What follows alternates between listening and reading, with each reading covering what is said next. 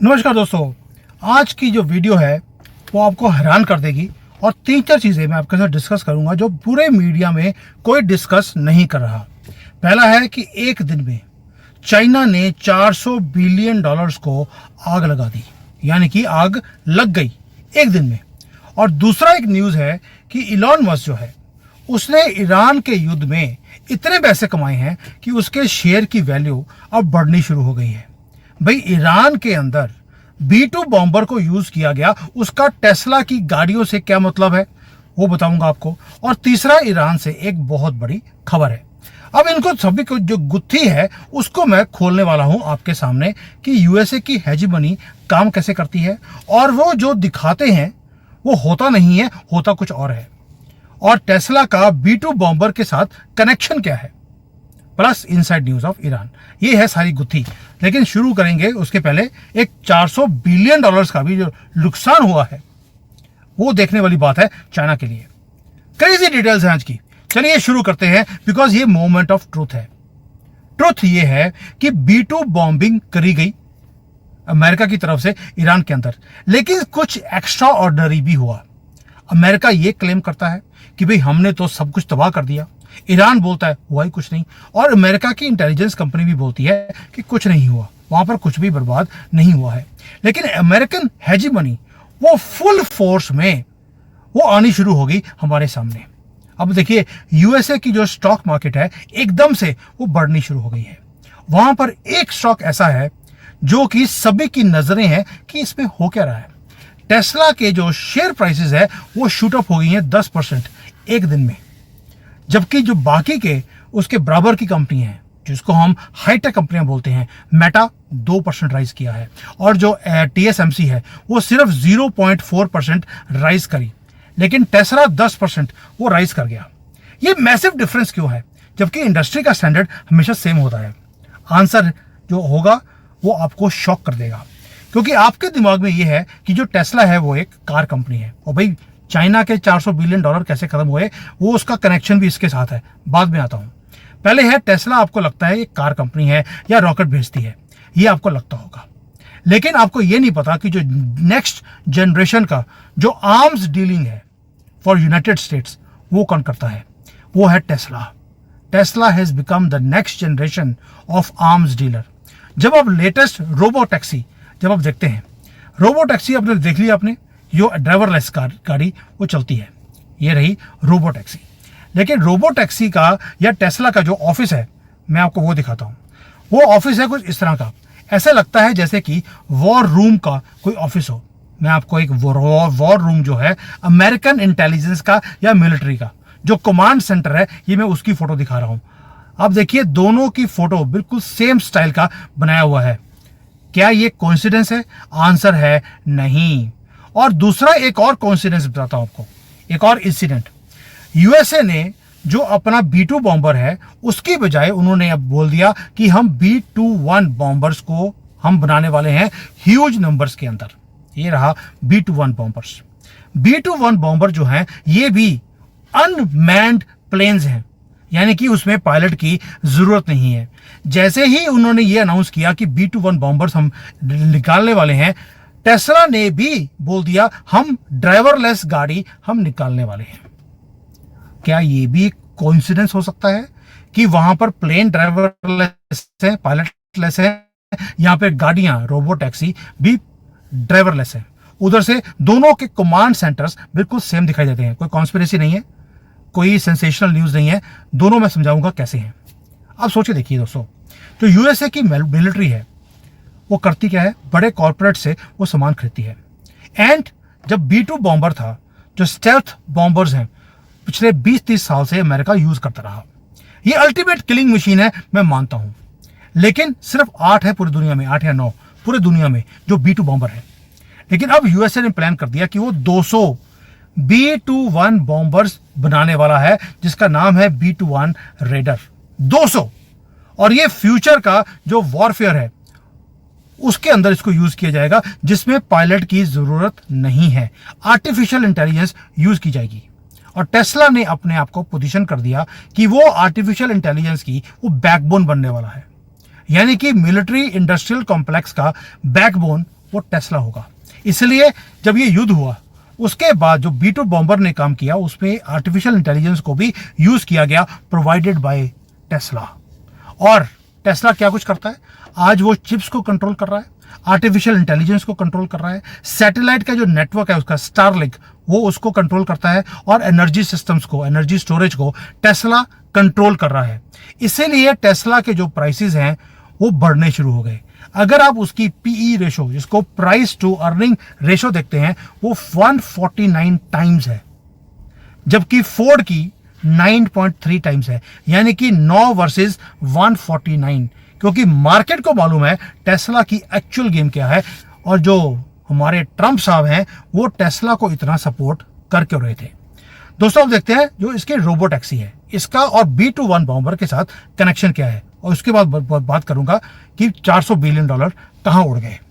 पहले आते हैं कि जो रोबो टैक्सी है, ये टेक्नोलॉजी एक रेवोल्यूशनरी है और टेरिफाइंग भी है एक ही टाइम पर। आप सोचिए, देखिए, एक पर्सन, आपने मोबाइल पे, जैसे ऊबर पे गए, आपने टैक्सी को बुलाया, वो टैक्सी आपके पास आती है, उसमें ड्राइवर नहीं है, बस आपके पास आएगी, आपने अपने मोबाइल से QR कोड को स्कैन किया और वो टैक्सी खुलती है, और ड्राइवर आपको अपने डेस्टिनेशन पे छोड़ के आता है। ड्राइवर तो है ही नहीं, और ये सारा कुछ कंट्रोल हो रहा है सिर्फ आपके मोबाइल के डिवाइस के साथ। और यहीं पर ये चीजें और इंटरेस्टिंग हो जाती हैं।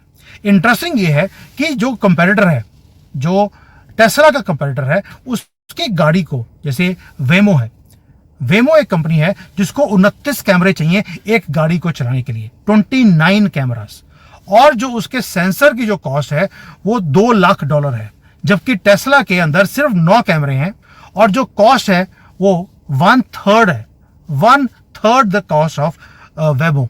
इसलिए टेस्ला गेम को चेंज करता जा रहा है। अब सोच के देखिए, जो कोई भी चैलेंजिंग सिचुएशन आती है टेस्ला की गाड़ी को, वो गाड़ी अपने आप लेन चेंज करती है। अब अगर कोई सामने आ गया वो अपने आप रुक जाती है, ऐसे लगता है कि कोई ड्राइवर बैठा है। जो मैं गाड़ी यूज कर रहा हूँ चाइना में, इसके अंदर भी ऑटोमेटिक सिस्टम है, इसलिए गाड़ी चलती रहती है। मैं वीडियो बनाता रहता हूँ आपके लिए, क्योंकि मुझे परवाह करने की जरूरत नहीं है। आर्टिफिशियल इंटेलिजेंस यहां तक पहुंच गया, और यही रिमार्केबल पॉइंट है जहां पर अब यही टेक्नोलॉजी को जो अमेरिकन फ्यूचर मिलिट्री सिस्टम्स है उसके अंदर यूज किया जाएगा। यानी कि जो डाटा है सारा, ये ड्राइवरलेस गाड़ियों का, इसे इकट्ठा किया जा रहा है, आपको यूज किया जा रहा है डाटा को इकट्ठा करने के लिए, और उस डाटा से सिस्टम्स को इंप्रूव किया जाता है। और ये जो बिना ड्राइवर के, बिना पायलट के जो चीजें आ रही हैं, वो डिसीजन मेकिंग, आर्टिफिशियल इंटेलिजेंस वो सीखता जा रहा है। कल को टैंक्स में, सबमरीन्स में, फाइटर जेट्स में, इवन की जो कॉम्बैट एयरक्राफ्ट हैं, व्हीकल्स हैं, उसके अंदर इसको डाला जाएगा। और टेस्ला का जो कमांड सेंटर है वो ऑलरेडी बिल्कुल जैसे आर्मी का कमांड सेंटर होता है उसके साथ मिलना शुरू हो गया। और डॉजे के नाम पर जो इलॉन मस्क इंटेलिजेंस एजेंसीज में, मिलिट्री कॉम्प्लेक्स में जाकर वो देख रहा था, वो यही चीजें देख रहा था कि वहां पर चीजें चलती क्या हैं और कैसे चलती हैं। यानी कि अब जो आर्टिफिशियल इंटेलिजेंस जो गाड़ियों में डाली है, तो सड़कों पे गाड़ी चल रही है, रास्ते में ब्लॉकेज आ गया तो आर्टिफिशियल इंटेलिजेंस किस तरह से बिहेव करेगा, ये सारा मोबाइल डाटा ये इकट्ठा हो रहा है, और ये इंफॉर्मेशन को दिया जा रहा है back to the central army command centre. वो और टेस्ला दोनों मिलकर अब फ्यूचर की जो मिलिट्री कमांड सेंटर है उसको चलाने वाले हैं। इसलिए इसकी स्टॉक की प्राइसेस अब बढ़नी शुरू हो गई। इसलिए जो अमेरिका है उसने भी बोल दिया कि हम B21 बॉम्बर, वो B2 की तरह काम नहीं करेंगे। B2 बनाए 8 या 9 या 10, ये बनाएंगे 200, क्योंकि उन्हें मालूम है कि अगर युद्ध के अंदर 1-2 डिस्ट्रॉय भी हो गए फर्क नहीं पड़ता, क्योंकि पायलट बीच में नहीं है। आर्टिफिशियल जो इंटेलिजेंस सिस्टम्स है उसको यूज किया जाएगा ताकि ह्यूमन लॉस 0 हो।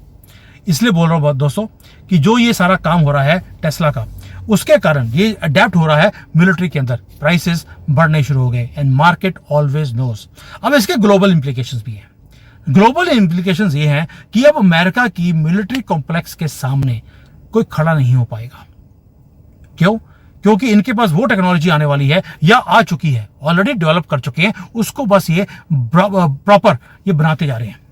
एक बॉम्बिंग होगी, एक बॉम्ब, और दूसरे कंट्री घुटनों पे आएगी। वैसे ही जैसे ईरान का सुप्रीम लीडर खमेनी वो घुटनों पे आ गया, एंड न्यूज ये है कि वो उसको ये चिंता लगी पड़ी है कि उसको कभी भी असैसिनेट कर सकते हैं। उसके आसपास जो सिक्योरिटी गार्ड्स हैं वो भी डरे हुए हैं कि भाई पता लगे खमेनी का सिक्योरिटी गार्ड जो है वो मोसाद का एजेंट हो।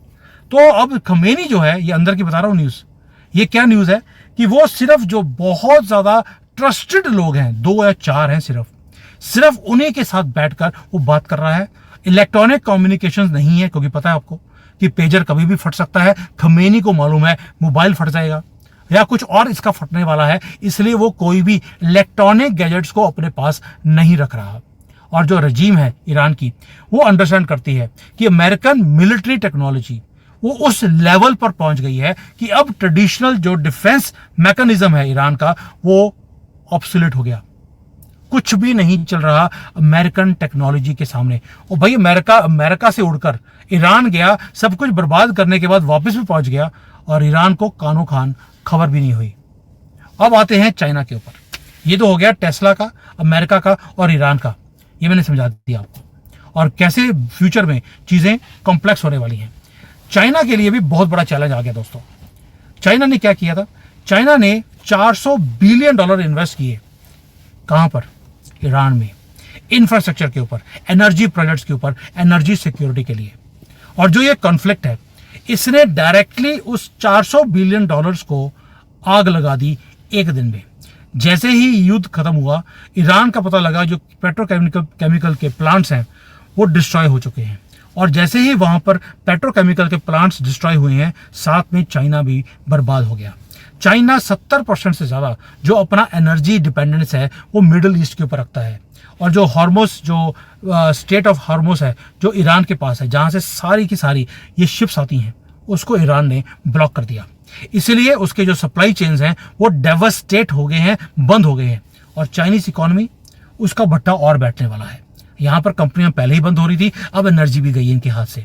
यानी कि ऊपर से जो इनके, मेरे जो जहाँ पे मैं रहता हूँ उसके 2 या 4 किलोमीटर दूर एक पेट्रोकेमिकल का बहुत बड़ा प्लांट है, यहाँ पर बंद पड़ा है। क्यों? तेल ही नहीं है और सप्लाई आ नहीं रही। दोस्तों, अमेरिका का उल्टा काम है। उन्होंने मिलिट्री के अंदर ऑलरेडी आर्टिफिशियल इंटेलिजेंस को डालकर, टेस्ला जैसे लोगों को यूज कर उन्होंने अपनी मिलिटरीली अपने आप को स्ट्रेंथन कर लिया। और एनर्जी के अंदर भी, क्योंकि उनके पास शेल ऑयल है, नेचुरल गैस है, उन्होंने उसे फ्रैकिंग टेक्नोलॉजी यूज कर उसको पूरा निकाल लिया। और पूरा निकालने के बाद क्या हो रहा है कि वो इंडिपेंडेंट हो गए हैं energy point of view, militarily, economically वो हमेशा से ही स्ट्रांग थे। अब देखिए दोनों चीजें वो कैसे हो रही हैं कि जो कंपटीशन है चाइना का और अमेरिका का, वो आपको मालूम है कि चरम सीमा के ऊपर है। लेकिन चाइना ने भी बड़ी कोशिश करी कि वो जो कंपीटिंग टेक्नोलॉजीज हैं उसको डेवलप करें, लेकिन अकल थी नहीं, खुद डेवलप कर नहीं सकते थे, R&D के ऊपर काम नहीं किया, तो इन्होंने चीजों को चोरी करना शुरू कर दिया। चोरी करते हुए वो पकड़े गए। जब चाइनीज लोग चोरी में पकड़े गए तो अमेरिका ने उनके ऊपर सैंक्शन लगा दिया कि चाइनीज कंपनीज को अब ना तो सेमीकंडक्टर की जो नई एडवांस टेक्नोलॉजीज हैं वो मिलेगी, ना ही अब उनके जितने भी इनके जो नई टेक्नोलॉजीज के नए लैपटॉप आ रहे हैं या कुछ और आ रहा है, वो पुराने चिप्स हैं, उसमें नया चिप नहीं है। इसलिए जो गैप है अमेरिका का और चाइना का टेक्नोलॉजी में, वो बढ़ता जा रहा है। बट एक काम और किया अमेरिकन प्रेसिडेंट डोनाल्ड ट्रंप ने। उन्होंने बोल दिया कि भी चाइनीज जो हैं वो अमेरिका में आते हैं पढ़ने के लिए, और यहाँ पर टेक्नोलॉजीज को चोरी कर वो वापस लेके जाते हैं। उनके वीजे भी कैंसिल कर दिए। अब वेस्टर्न एजुकेशन नहीं है चाइनीज के पास, टेक्नोलॉजी ट्रांसफर हो नहीं रहा, इनोवेशन की कैपेसिटी है नहीं, सिर्फ कॉपी और पेस्ट करने वाला काम था इनका, वो हो गया बंद। इसके लिए अब चाइना फंस गया कि भाई $400 बिलियन लगाए थे वो गए, उधर बच्चों को भेजा था चोरी करने के लिए, वो बंद हो गया, और टेक्नोलॉजी ट्रांसफर नहीं हो रही। आप सोच के देखिए, बुरे दिन, हमने तो सुना था अच्छे दिन आएंगे, बुरे दिन भी आएंगे, ये मैं पहली बार देख रहा हूं। अब सिर्फ चाइना के पास एक ही तरीका रह गया कि जहां से चोरी कर सकते हैं या फोर्स करें किसी कंपनी को कि आप हमारी अपनी टेक्नोलॉजी को हमारे पास ट्रांसफर कर दीजिए, वही एक रीजन रह गया है। बाकी सारे sources of technology and information Donald Trump ने ऑलरेडी काट दिए हैं। दोस्तों, ऊपर से सोने पे सुहागा हो रहा है भी। जो चाइनीज एजेंट्स थे, जो स्पाइस थे, जिनको भेजा गया अमेरिका में चोरी करने के लिए, अब उन्होंने, वो जब पकड़े गए, उन्होंने तोते की तरह सब कुछ बता दिया अमेरिका को। इसलिए धुआं अमेरिका ने भी कर दिया। किसका? चाइना का। अब आप बोलेंगे यार कि जब ये स्ट्रेट ऑफ हॉर्मोस इसको बंद किया गया, अमेरिका ने उफ नहीं करी, क्योंकि अमेरिका को मालूम था इसके बंद करने से चाइना के $400 बिलियन को आग लगने वाली है। और वही हुआ जो मैं बता रहा हूं आपको, चाइना सदमे में है। यानी कि अब चाइना का जो डोमेस्टिक इंफ्रास्ट्रक्चर है उसके अंदर प्रॉब्लम्स आनी शुरू हो गई हैं। तेल है नहीं, नई टेक्नोलॉजी आ नहीं रही, और ऊपर से एजेंट्स जो थे इनके वो भी पकड़े जा रहे हैं। आज इनके पास इतनी हैसियत नहीं है कि जो इतने लोन्स दुनिया भर से लिए हैं उसका इंटरेस्ट भी पे कर सके चाइना। इसलिए बोल रहा हूं कि जो यहाँ पर जो क्राइसिस है बहुत ज़्यादा है। मेरे अपने फादर इन लॉ के 3 होटल थे, बंद हो गए। मेरी वाइफ की जो कंपनी है जिसमें वो काम करती है बैंक में, वो ऑलमोस्ट लॉसेस में है, कभी भी कुछ भी हो सकता है, और काम यहाँ पर बिल्कुल भी नहीं है। और दूसरी तरफ यूनाइटेड स्टेट्स वो डेमोन्स्ट्रेट कर रहा है, क्या कर रहा है, इकोनॉमिक माइट, मिलिट्री के अंदर technological superiority through precision military strikes, और यूज किया जा रहा है उसके टेस्ला को, जो क्या बना रहा है, मिलिट्री ग्रेड का आर्टिफिशियल इंटेलिजेंस एंड रोबोटिक्स। दोस्तों ये टेक्नोलॉजीज इतनी मैच्योर हैं कि अब अगली बार होगा B-21 बॉम्बर, वो उड़ेगा अमेरिका से, ईरान जाएगा या कहीं और जाएगा, सब कुछ तबाह कर कर वापस आ जाएगा, और उसके अंदर पायलट भी नहीं होगा। और ये बता रहा हूं कि चाइना हो या दुनिया हो, सबके पास अब ऑप्शंस लिमिटेड है।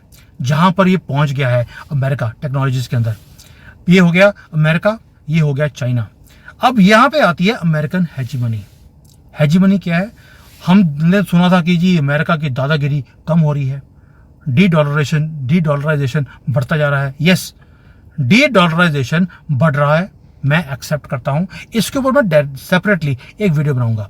लेकिन जो हेजीमनी है अमेरिका की, वो डिक्लाइन नहीं हो रही दोस्तों, वो एंटर कर रही है एक नए फेज के अंदर, जो बेस्ड होगी टेक्नोलॉजिकल डोमिनेंस के ऊपर, रादर देन सिंपल जैसे पहले होता था कि 800 मिलिट्री बेसिस है पूरे दुनिया में अमेरिका के। अब जरूरत नहीं पड़ेगी, अब वो अपनी टेक्नोलॉजिकल डोमिनेंस दिखाएगा और इंटीग्रेट करता जा रहा है। जो हमारी ये गाड़ियां हैं, जो कमर्शियल गाड़ियां हम यूज करते हैं, इसकी जो अंदर जो टेक्नोलॉजीज हैं उसको मिलिट्री यूज के लिए वो यूज कर रहा है।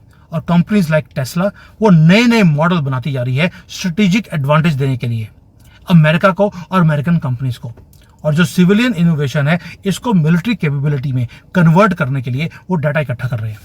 और ये ट्रांसफॉर्मेशन इतना प्रोफाउंड है और इसके इम्प्लीकेशंस ग्लोबल है, ये आपको समझने की जरूरत है। ये ऐसी वीडियो है, मैं आपको बेट करता हूं पूरे आपको इंडियन मीडिया में इसके ऊपर बात सुनने को नहीं मिलेगी। और जो स्टॉक मार्केट है, स्टॉक मार्केट का जो रिएक्शन है, जब मैंने उसको बैकवर्ड देखना शुरू किया, मैं हक्का बक्का रह गया। Command centre of Tesla end of military complex is absolutely the same. और दोनों, ये कोइंसिडेंस नहीं हो सकता कि दोनों इकट्ठे मिलकर सेम काम कर रहे हैं, ड्राइवरलेस एंड पायलटलेस। और इसको मैं बोलता हूं अमेरिका का नेक्स्ट जनरेशन डिफेंस इंफ्रास्ट्रक्चर। और जब इसको और डीपर हम बात करेंगे इसके ऊपर, I will make more videos on this, क्योंकि ये टॉपिक ऐसा है जो हमें समझना पड़ेगा। आज भारत के अंदर टाटा, रिलायंस, अदानी, वो भी मिलिट्री कॉम्प्लेक्स क्रिएट कर रहे हैं, वैसे ही जैसे अमेरिका में टेस्ला कर रहा है, वो भी उसी लेवल पे काम कर रहे हैं। लेकिन अमेरिका में कोई टेस्ला के खिलाफ बोलता नहीं है कि वो मिलिट्री में काम कर रहा है, लेकिन भारत में आग लगी रहती है, वो किसी और टाइम। लेकिन अमेरिका जो कर रहा है, सिंपल एक मैसेज दे रहा है वो अपने दुश्मनों को भी और दोस्तों को भी। एक चीज कि जो अमेरिका की हेजेमनी है वो 21st सेंचुरी में वो अब खड़ी है टेक्नोलॉजिकल सुपीरियरिटी के ऊपर, एनर्जी इंडिपेंडेंस के ऊपर, and integration of commercial and military capabilities, इन दोनों को इकट्ठा कर दिया। यानी कि एज ऑफ अमेरिकन जो डोमिनेंस थी वो अभी इतनी जल्दी खत्म होने वाली नहीं है, अभी तो शुरू की है। अब इसको अगर जोड़ें आप भारत के ऊपर, भारत क्या कर रहा है, हमने अपनी टेक्नोलॉजिकल जो सुपीरियरिटी है वो हमने पाकिस्तान के युद्ध के अंदर हमने दिखा दी। एनर्जी इंडिपेंडेंस के ऊपर मैं अलग से वीडियो बना रहा हूं कि भारत का एनर्जी इंडिपेंडेंस कैसे अचीव हो गया। और आज हमने 24 घंटे बिजली आती है, गांव के अंदर 22-23 घंटे की बिजली है। और जो हम आसपास की कंट्रीज हैं, बर्मा, नेपाल, श्रीलंका, इवन बांग्लादेश, इन सब को हम एनर्जी एक्सपोर्ट कर रहे हैं आज की डेट में। कांग्रेस के टाइम पर 8-10 घंटे का कट होता था गर्मी के टाइम पर, आजकल नहीं होता, और ऊपर से हम एक्सपोर्ट कर रहे हैं। अब हमारा एक नया एग्रीमेंट हो रहा है सऊदी अरेबिया और यूएई के साथ कि हम यहां से केबल डाल रहे हैं और उनको बिजली सप्लाई करेंगे। अखंड भारत किसको बोलते हैं? मुझे लगता है कि आपको समझाने की और ज़रूरत नहीं है। दोस्तों, जो आज अमेरिका में हो रहा है वो आपको भारत में ऑलरेडी होना शुरू हो गया है, इंप्लीमेंट हो चुका है। तो only problem is Indian media को, सिवाय इसके कि आज सोनिया गांधी ने कितनी बार डकार लिया, कितनी बार उन्होंने गैस निकाली, इसके सिवाय इनको कोई मतलब नहीं है कि दुनिया में क्या हो रहा है। और ये जो खबर है कि चाइना के एक दिन में $400 बिलियन को आग लग गई है, this is not a small thing. और ऊपर से टेक्नोलॉजी ट्रांसफर्स के सारे रास्ते बंद कर दिए डोनाल्ड ट्रंप ने। अब ये मरेंगे, नीचे गिरेंगे। गिरेंगे क्या, गिरना शुरू भी हो गए। अब आगे आके चाइना का क्या होगा, ईरान का आपने बता दिया आपको। खमेनी ऑलरेडी इतना डरा हुआ है कि 24 घंटे हो गए हैं, उसका एक भी ट्वीट नहीं आया है। क्या आपने चीज को नोट किया? उसके घंटे घंटे बाद ट्वीट आते थे, वो वीडियो बना बना के भेजता था कि हम ये करेंगे वो करेंगे। अब खड़े होने की भी हिम्मत नहीं है। दिमाग का संतुलन उसका ऑलरेडी खराब हो चुका है। ये हालत है सिर्फ एक B2 बॉम्बर ईरान में गया है और खमेनी की यह हालत कर दी उसने। और जब B2 बॉम्बर 2-1 बॉम्बर आएगा जिसके अंदर टेस्ला की टेक्नोलॉजी दी होगी, उसके बाद क्या होगा? मुझे लगता है खुद ही अपनी कबर खोद कर उसके अंदर उसने घुस जाना है कि B2 में मेरी ये हालत थी, B21 में मेरी क्या हालत होगी। आप समझ सकते हैं। बट बाकी के मुद्दे किसी और दिन। तो भारत ज़्यादा पीछे नहीं है, we are already on that line. The only thing is we need to support our own companies. उनको गालियां निकालने की बजाय उनको सपोर्ट करना शुरू कीजिए। थैंक यू, जय हिंद एंड वंदे मातरम।